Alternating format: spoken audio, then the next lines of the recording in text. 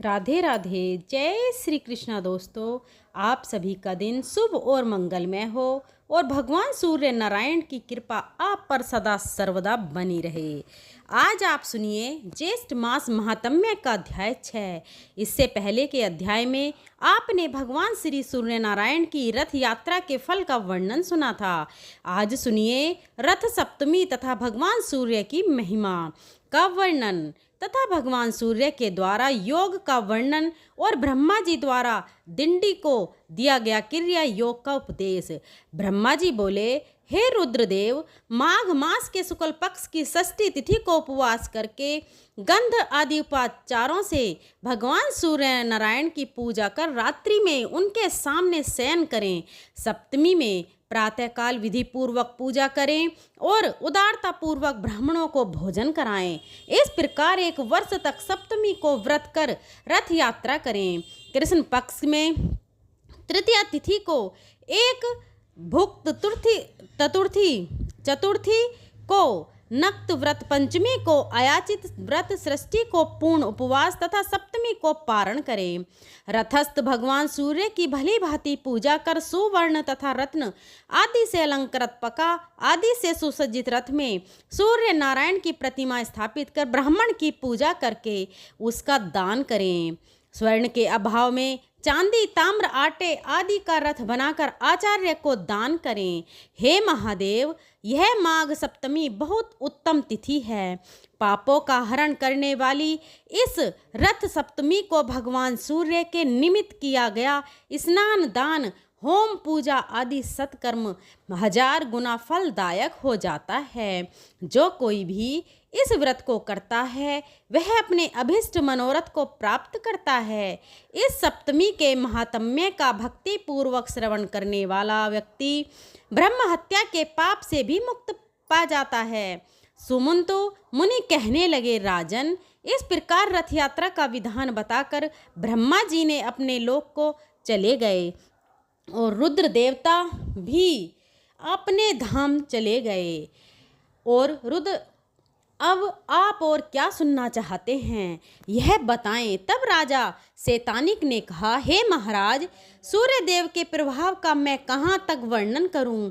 उन्हीं के अनुग्रह से युधिष्ठिर आदि मेरे पितामहों को सभी प्रकार का दिव्य भोजन प्रदान करने वाला अक्षय पात्र मिला था, जिससे वन में भी वे ब्राह्मणों को संतुष्ट करते थे।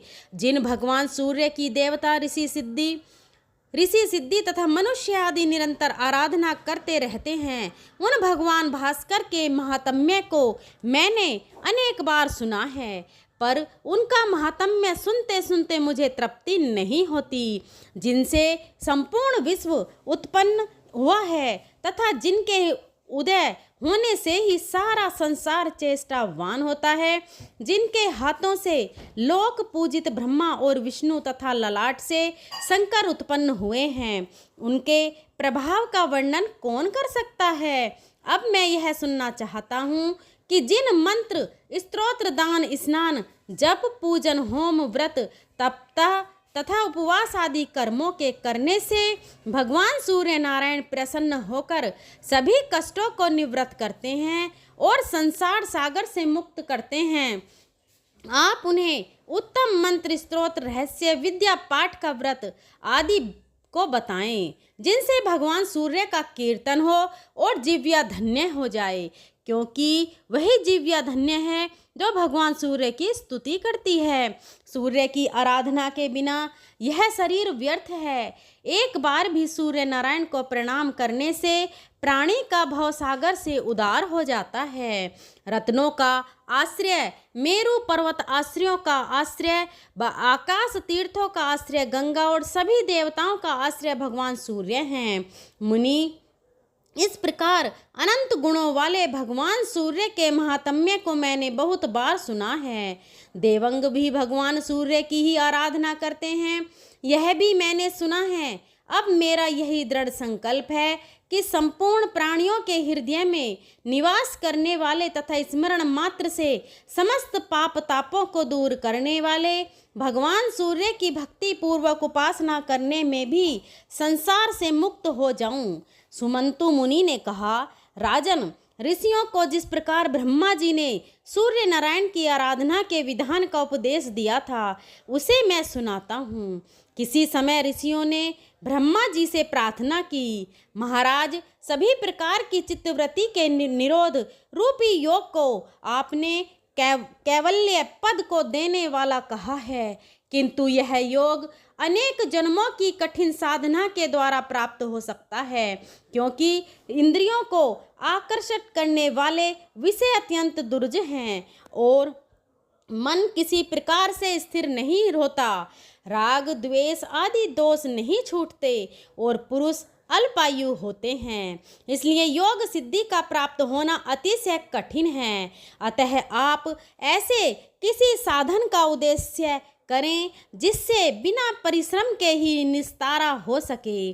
तब ब्रह्मा जी ने कहा, मुनीश्वरों, यज्ञ, पूजन, नमस्कार, जप, व्रत, उपवास और ब्राह्मण भोजन आदि से सूर्य नारायण की आराधना करना ही इसका मुख्य उपाय है। यह क्रिया योग है।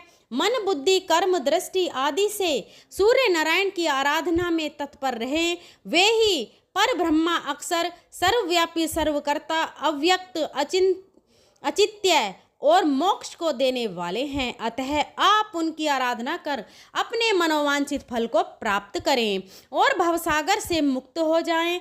ब्रह्मा जी से यह सुनकर मुनिगण सूर्य नारायण की उपासना रूप क्रिया योग में तत्पर हो गए हैं।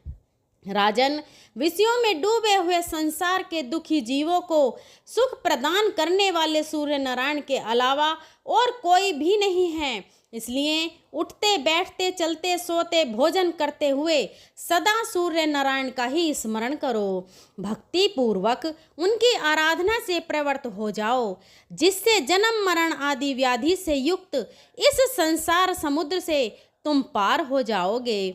जो पुरुष जग करता, सदा वरदान देने वाले, दयालु और ग्रहों के स्वामी श्री सूर्य नारायण की शरण में जाता है, वह अवश्य ही मुक्ति प्राप्त करता है। सुमंतु मुनि ने पुनः कहा, राजन, प्राचीन काल में दिंडी को ब्रह्मा हत्या लग गई थी। उस ब्रह्मा हत्या के पाप को दूर करने के लिए उन्होंने बहुत दिनों तक सूर्य नारायण की आराधना और स्तुति की। उससे प्रसन्न होकर भगवान सूर्य उनके पास आए। भगवान सूर्य ने कहा, दंडी, तुम्हारी भक्ति पूर्वक की गई स्तुति से मैं बहुत प्रसन्न हूँ। तुम अपना अभिष्ट वर मांगो।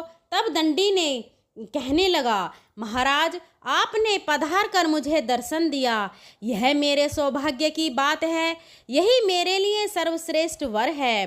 पुण्यहीनों के लिए आपका दर्शन सर्वथा दुर्लभ है। अब आपके हृदय में स्थित है, आप सबके हृदय में स्थित हैं, अतः आप सबका अभिप्राय जानते हैं। जिस प्रकार मुझे ब्रह्मा हत्या लगी है उसे तो आप जानते ही हैं।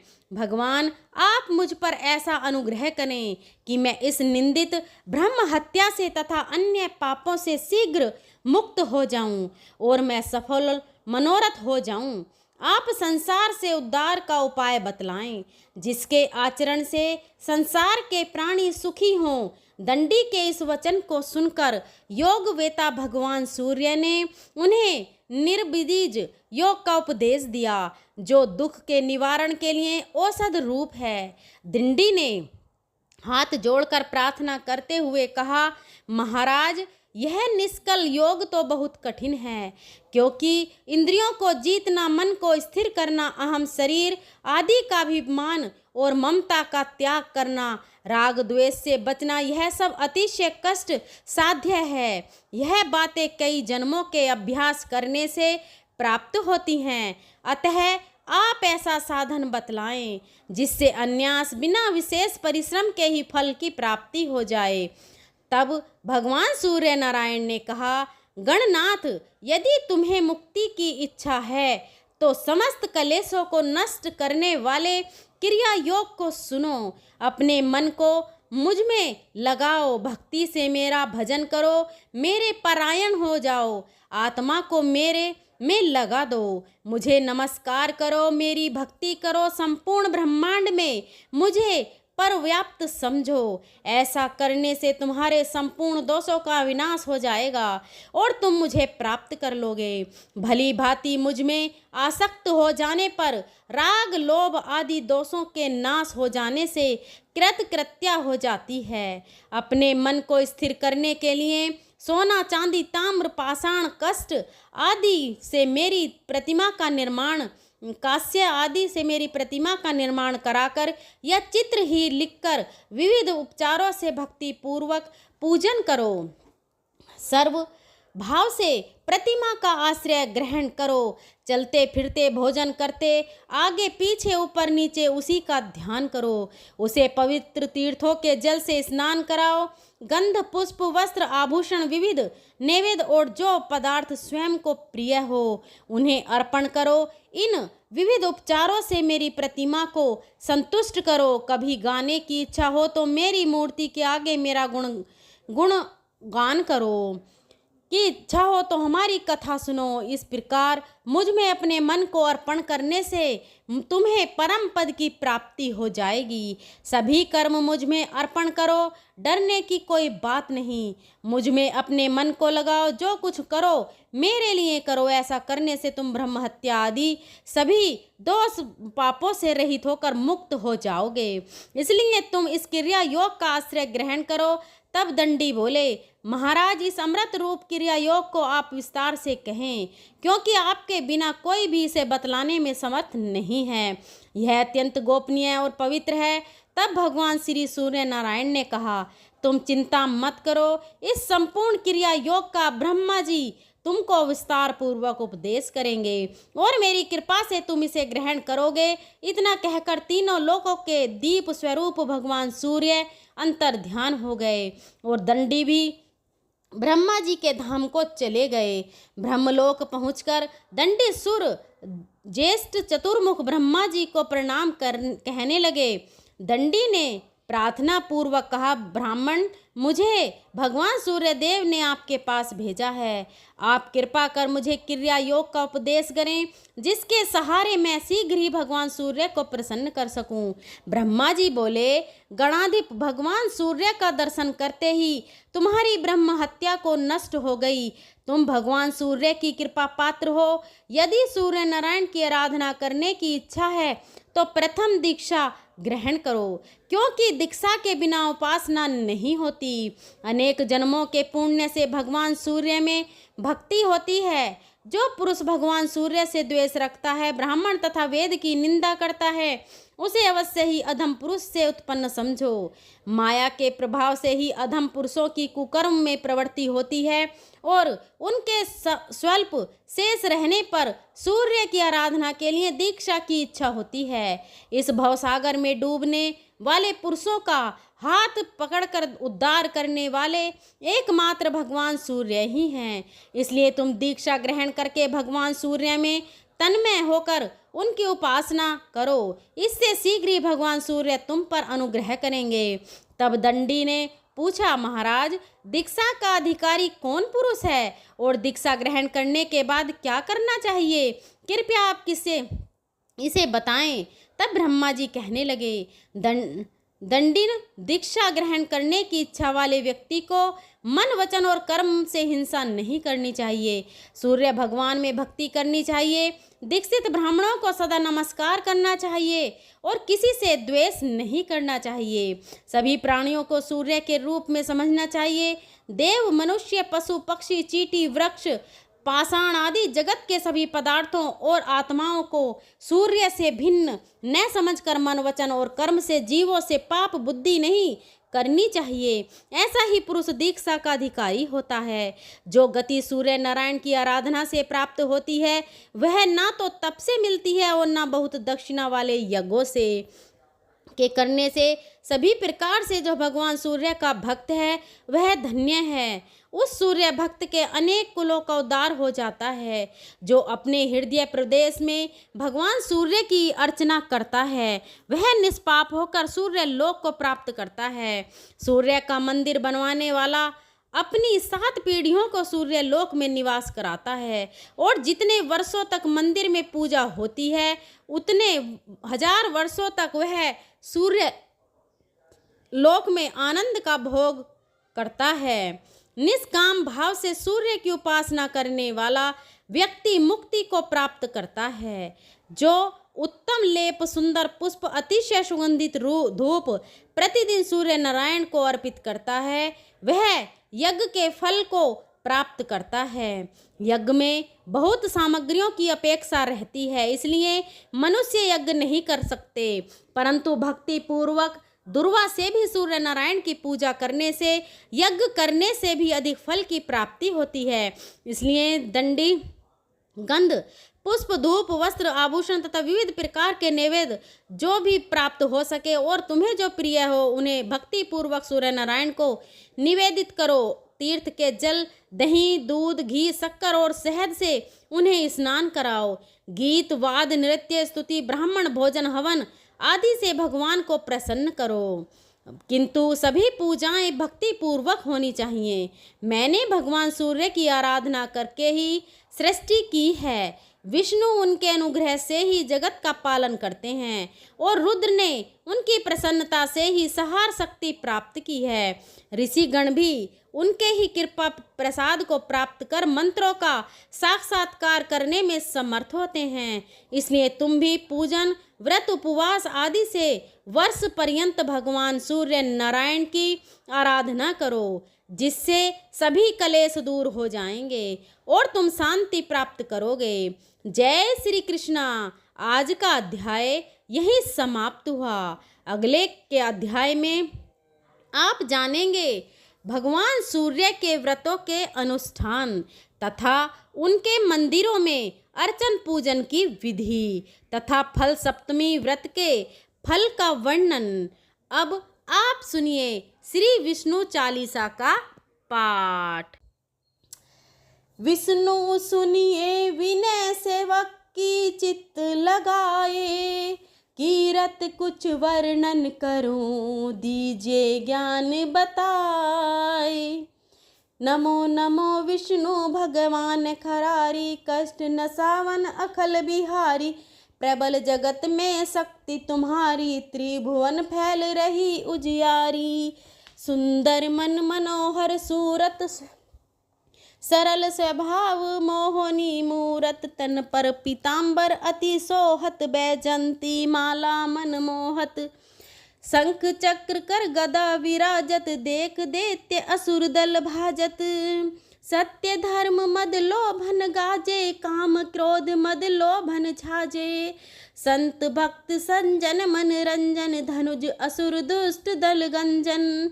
सुख उपजाए कष्ट सब भंजन, दोष मिटाए करत जन सज्जन। पाप काट भव सिंधु उतारण, कष्ट नाश कर भक्त उबारण। करत अनेक रूप प्रभु धारण, केवल आप भक्ति के कारण। धरणी धेनु बन तुम ही पुकारा, तब तुम रूप राम का धारा। भार उतार असुर दल मारा, रावण आदिक को संहारा। आप वराहा रूप बनाया, हिरण्याक्ष को मार गिराया। धर्मस्य तन सिंधु बनाया, चोह रतन को निकलाया। अमलिक असुरन द्वंद्व मचाया, रूप मोहिनी आप दिखाया। देवों को अमृत पान कराया, असुरन को छवि से बहलाया। कुकुर्म रूप धर सिंधु मजाया, मंदराचल गिरि तुरंत उठाया। शंकर का तुम फंद छुड़ाया, भस्मासुर को रूप दिखाया। वेदन को जब असुर डुबाया, कर प्रबंध उन्हें ढूंढवाया। मोहित बनकर खलय नचाया, उसी है कर भस्म कराया। असुर जलंधर अति बलदाई, शंकर से उनकी थी लड़ाई। आर पार शिव सकल बनाई, कीन सती से छल खल जाई। सुमरिन कीन तुम्हें शिवरानी, बतलाई सब विपत कहानी।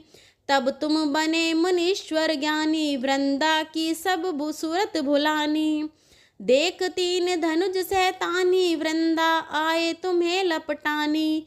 हो स्पर्श धर्म क्षति हानि, हना असुर और शिव शैतानी। तुमने ध्रुव प्रहलाद उबारो, हिरण्याक्ष आदि खल को मारो। गणिका और अजामिल तारे, बहुत भक्त भव सिंधु उतारे। हरऊ सकल संताप हमारे, कृपा करऊ हर सिर जनहारे। देखऊ मैं निज दर्शन तुम्हारे, दीप बंधु भक्तन हितकारे। चाहता आपका सेवक दर्शन, करहु दया अपनी मधुसूदन। जानू नहीं योग्य सब पूजन, होए यज्ञ स्तुति अनुमोदनशील। दया संतोष सुलक्षण, विंदित नहीं व्रत बोध विलक्षण। करहु आपका किसी विधि पूजन, कुमति विलोक होत दुख भीषण। करहु प्रणाम कौन विधि सुमरण, कौन भांति में करहु समर्पण। सुरमुनि करत सदा शिवकाई, हर्षत रहत परम गति पाई। दीन दुखिन पर सदा सहाई, निज जन जान ले अपनाई। पाप दोष संताप नसायो, भव बंधन से मुक्त करायो। सुत संपत्ति दे सुख उपजायो, निज चरणन का दास बनायो। निगम सदा ये विनय सुनावे, पढ़े सुने सो जन सुख पावे। श्री विष्णु चालीसा समाप्त होता है। प्रेम से बोलिए भगवान विष्णु और माता लक्ष्मी की जय। भक्तों, आपको आज की कथा कैसी लगी कमेंट बॉक्स में ज़रूर बताएं। अगर आपको कथा पसंद आई हो तो अपनी फ्रेंड और फैमिली में शेयर करें और हमारे चैनल सुविचार विद रीना को सब्सक्राइब करें। हमारे चैनल पर रोज के दिन की कथाएं और जेठ मास का महात्म्य रोज प्रस्तुत हो रहा है, तो आप हमारे चैनल पर जाकर उन सबको सुन सकते हैं। यहाँ तक के बने रहने के लिए बहुत बहुत धन्यवाद। अगर मेरे बोलने में कोई त्रुटि रही हो तो मैं हाथ जोड़कर क्षमा मांगती हूँ। धन्यवाद।